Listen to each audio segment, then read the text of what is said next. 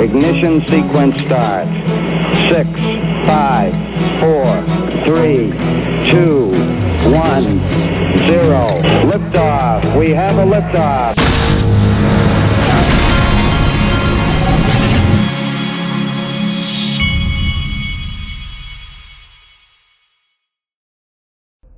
Hey everybody, this is the Digital Asset Investor, and I promised you more videos, so I'm going to show you this video.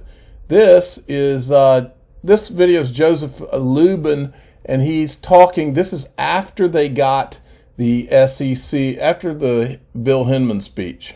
Different kinds of crypto assets implicate securities law, and in the United States we're getting towards pretty good clarity. In the US, the SEC's done tremendous work to understand the blockchain space, and about 3 months ago, Director Bill Hinman of Director of Corporate Finance there said about Ether that it was a decentralized token like Bitcoin.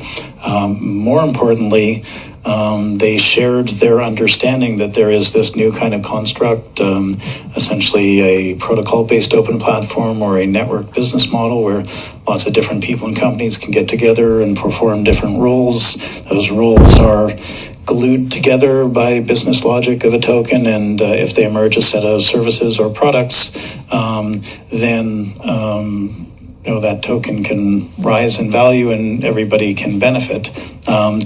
It is different from a corporation in that you're not relying on a group of people to create a return on investment for you. You're actually participating in the system, so they don't consider that consumer utility token a security. So that's one avenue where I think the understanding, the efforts of regulators was really beneficial.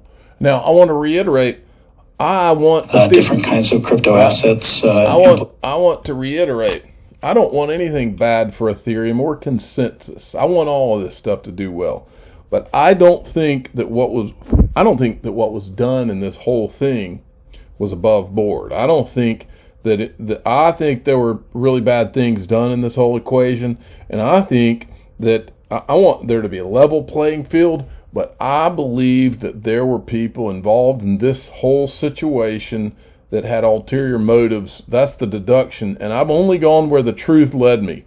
And so keep watching, folks. Next thing, here's another clip. Same guy, Joe Lubin from Consensus. And here he's talking about, this is also post the Hinman speech. The SEC in the United States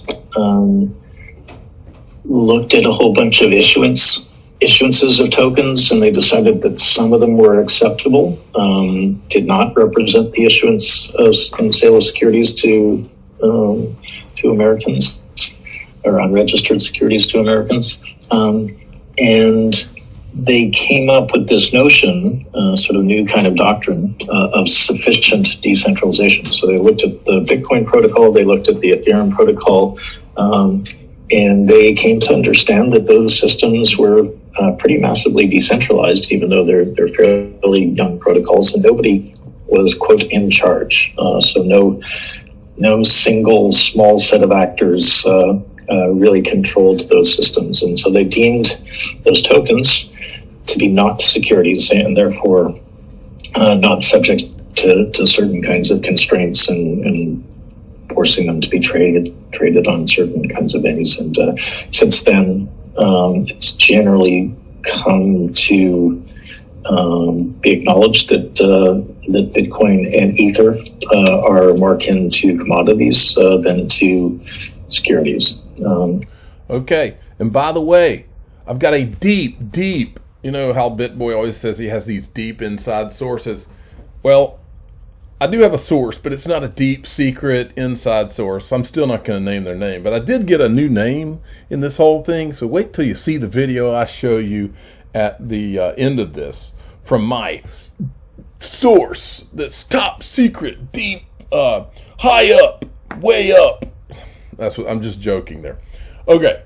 So next we got this was John Deaton. He was asking about when Vitalik Buterin asked for them to stop selling Ether on the exchanges. And he also asked about when Vitalik says that Novogratz saved the Ethereum Foundation when he bought 500,000 Ether. Now, those are his words. I don't know if that's exactly what went down. But Panda Ripple XRP tweeted this out. Vitalik tweeted on November 17th, 2020. Here is the tweet, and this is about Novogratz. He says, it was the Ethereum Foundation, not me as an individual.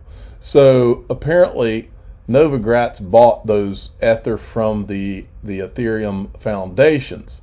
And then here he says, as for the conversation with the exchanges, here you go.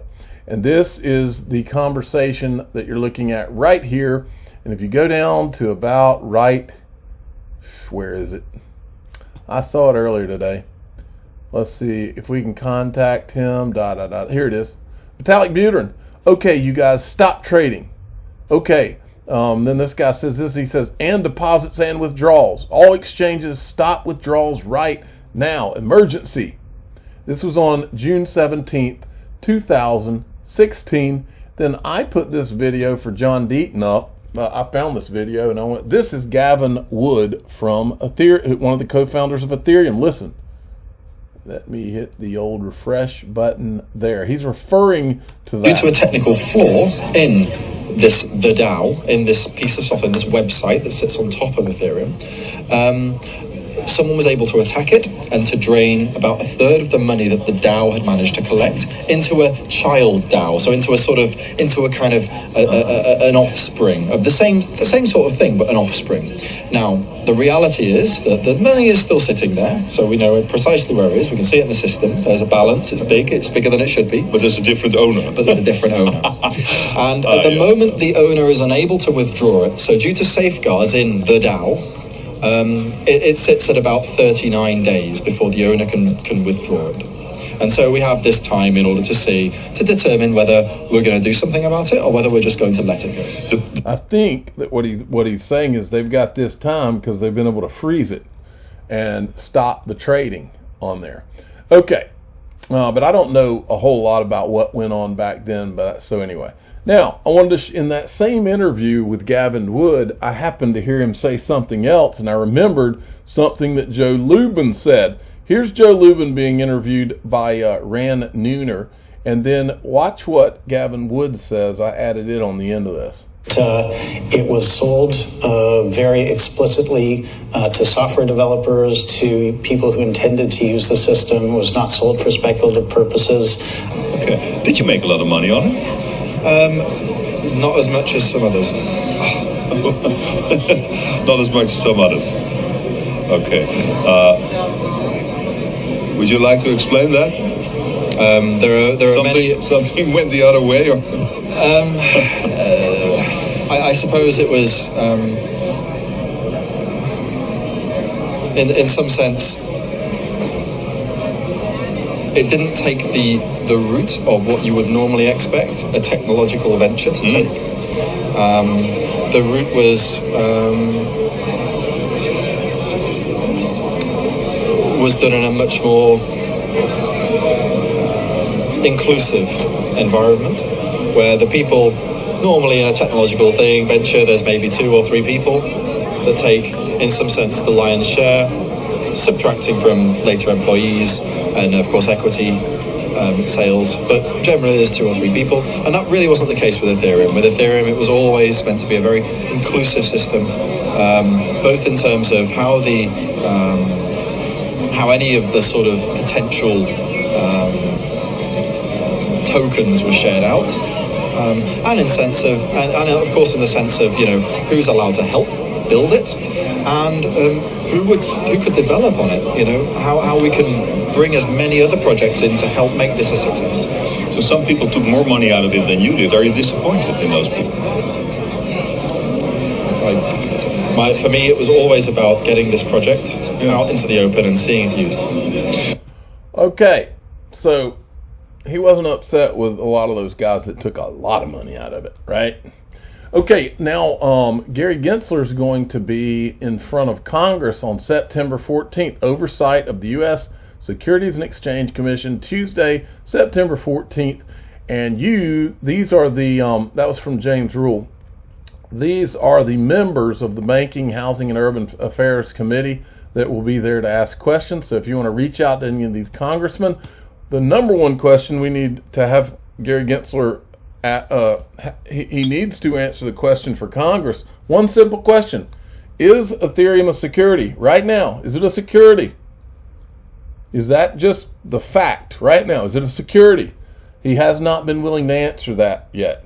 Okay, Mike Tyson, the boxer that I watched grow up, and trust me, when this guy was boxing when I was a kid, we watched it, and he would knock him out when he was in his prime. Within a minute and 30 seconds, they were done, just about all of them. No matter how big, no matter how tough, they were pretty much done. Okay, so these celebrities are starting to get into crypto. And Mike Tyson, today, he tweets out Solana or Ethereum.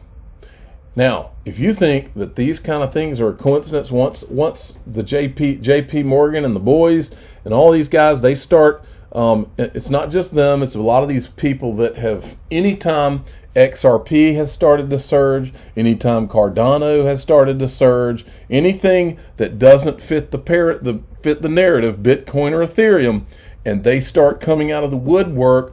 And I said, reminds me, remember the video of Tim Draper where he said, here's what these bankers do, and the establishment, the incumbents they call them, like the JP Morgans, the Wall Street.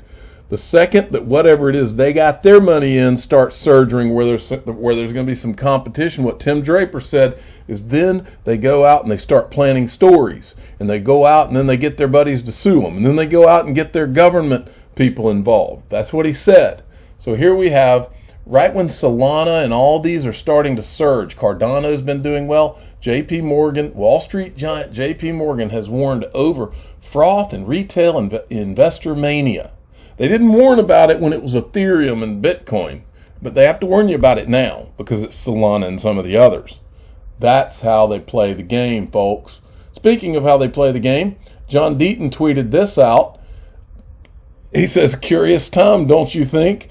How Joseph Lubin became Wall Street's crypto whisperer. This is from the financialtimes.com, ft.com. And by the way, while we've all been kicking and screaming about what we've been seeing out of the SEC and how it involved Ethereum's free pass and all that for the last 6 months, you know how many times that we've copied in FT, their Twitter handle, and they've never said a freaking word, not a peep. And now they come out with this. It's a PR piece to polish up the reputation, I guess. What I said is I would have titled this Wall Street's SEC Whisperer. And this is the article. It's a whole glowing article about Joseph Lubin. Now, again, just like I have nothing against Ethereum, I have nothing against Joseph Lubin either. I'm sure he's a nice guy. He appears to be a nice guy. What I have a problem with is when everything stinks and nobody wants to talk about it. Congress, the media, the SEC won't answer any questions on this. And actually, I made a prediction today. I was in one of those, a link to meeting, and I made a prediction today. I'm no attorney, but here's how this SEC lawsuit ends. What it ends, there's one thing I'm sure of, and that is that it ends without you finding out anything about the 63 emails about the Hinman speech. You're not going to see Hinman's public calendar. You're not going to see anything having to do with Ethereum, because I've watched hundreds of hours of video. And all of these arrows eventually point to those places, and you're not seeing anything having to do with that. They'll make this thing go away before that. That's part of the reason we talk about them on this channel, because they had no business bringing this suit. It wasn't right. They shouldn't have given Ethereum a free pass and tried to act like it was somehow more decentralized than other things that had been created by entities. In fact, it was worse because they did an ICO. This is all one big sham, and they all know it. And all I ever wanted was a level playing field, and for anything that's not right to go away. This lawsuit deserves to go away. I will carry the torch I'm carrying until it goes away, because they know they did the wrong thing. They know that there were things that went on in this that are not right. And for that reason, I carry this torch. I'm ready to hang the torch up. Trust me. I'm done. I'm ready to just retire in style, folks. They had no business doing this. This was something not good, and it stinks for a reason. All of this was something really, really not good. Don't take my word for it. Let's just look at Matt Corva, General Counsel at Consensus. So this is the head lawyer for Consensus, where Joseph Lubin is the founder. My top secret, high up, mega source gave me this name, and said, why don't you look into this guy? Now, this guy's nothing but an attorney. He's an attorney for Consensus, but that doesn't mean he doesn't say some interesting things. And in the clip I'm going to show you now, he says something really interesting. He says in this clip, I don't have to tell you what he says. You listen to it for yourself. This is him right here. His name's Matt Corva. This is December 14th, 2017, and here he goes. Standards about Ethereum technology used in enterprise. And we thought, why don't we do this with best practices in token sales again?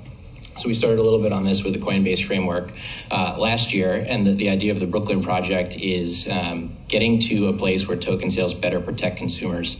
So Vinny talked about a couple of things, right? Like transparency in pre-sales, that's a big thing, right? Like no one should have a 10,000% discount. People shouldn't be flipping tokens on consumers. Things like lockups, things like restrictions on trading to reduce the chance of speculation, to reduce harm to consumers. So what we're really focused on there is building an alliance with other blockchain companies, law firms. There's a couple of interesting law schools that are interested. We hope Berkeley's going to get involved as well, and regulators. We've had some talks with some folks at the SEC about this. We've had some talks with folks in other government agencies. Some talks, not one talk, some talks with the SEC about an alliance. Okay, they're talk in talks, not one talk, talks with the SEC about forming an alliance, while Jay Clayton and the boys are holding Ripple and everybody else in the crypto industry at bay, and they can't get any clarity out of them. These guys, they're not just getting clarity, they're getting alliances out of them, folks. You kidding me? Are you freaking kidding me? Okay, a word from my sponsor here, one of my sponsors, linked to linqto.com. I don't know if they've done it yet. They said they were going to have some Ripple private equity on the platform today. Well, let me hit the refresh and see if it's there. No, it says they're sold out. I don't know if they added it or not. Seems like they may have. I can't remember if I saw an email or what. They might add it today, or maybe it was yesterday. I don't know. Anyway, keep looking back because it's been selling about as fast as it goes on there. You ought to at least check it out. I own some Ripple private equity myself. I'm the digital asset investor. I'm not an investment advisor. This is for entertainment purposes only. Please subscribe, hit the like button, and tell your friends and family that I have a top secret, mega, uber high up source that told me to check out the General Counsel of Consensus. Actually, I don't have a high up source. It's somebody you all know, but they did tell me to check it out, and I won't say who. Thanks.